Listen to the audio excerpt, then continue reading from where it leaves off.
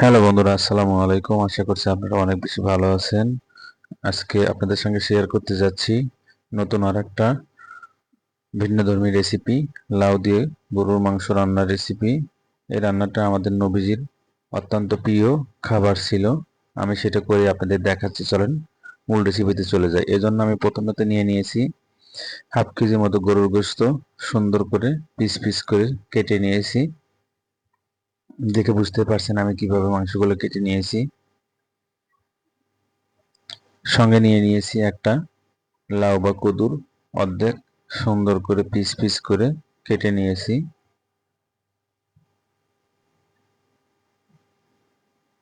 আরো নিয়ে নিয়েছি 3 থেকে 4 পিস পেঁয়াজ এবং 8-10টা কাঁচামরিচ। মাংসগুলো আমি সুন্দর করে প্রেসার কুকারে রান্না করে নিব, এজন্য প্রেসার কুকারে মাংসগুলো দিয়ে দিচ্ছি।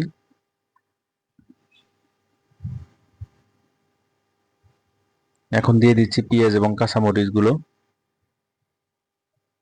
দিয়ে দিচ্ছি লাল মরিচের গুঁড়া 2 টেবিল চামচ, হলুদের গুঁড়া হাফ টেবিল চামচ, আদা বাটা 1 টেবিল চামচ, জিরা বাটা 1 টেবিল চামচ, লবণ 1 টেবিল চামচ, ধনিয়া গুঁড়া 1 টেবিল চামচ, আস্ত গরম মশলার গুঁড়া 1 টেবিল চামচ দিয়ে দিচ্ছি। 50 থেকে 60 মিলির মতো সরিষার তেল দিয়ে আমি মাংসটা সুন্দর করে ভালো করে মাখিয়ে নিব। হাত দিয়ে নাড়িয়ে চাড়িয়ে সুন্দর করে মাখিয়ে নিব। মাংসগুলো মাখানো হয়ে গিয়েছে। সিদ্ধ হওয়ার জন্য আমি পরিমাণ মতো পানি দিয়ে চুলাতে উঠিয়ে দিব। মাংসগুলো রান্না করা আর সিদ্ধ করা হয়ে গিয়েছে। আমি এখন কড়াইয়ে নামিয়ে নিব। বন্ধুরা, দেখে বুঝতে পারছেন মাংসগুলো সিদ্ধ হয়ে গেছে। আমি এখন দিয়ে দিচ্ছি আগে থেকে কুটে রাখা লাউ বা কদুটা, মাংসের সঙ্গে দিয়ে দিচ্ছি। এভাবে আপনারা বাসায় রান্না করবেন অবশ্যই। এটা খাওয়া সুন্নত এবং রান্না করলে রান্নাটা অত্যন্ত সুস্বাদু এবং খেতে দুর্দান্ত হয়। আপনারা বাসায় অবশ্যই একবার ট্রাই করে থাকবেন। রান্নাটা যদি ভালো লেগে থাকে অবশ্যই লাইক, কমেন্ট এবং শেয়ার করে দিবেন। আর আমার চ্যানেলে নতুন হলে অবশ্যই সাবস্ক্রাইব করে পাশে থাকবেন।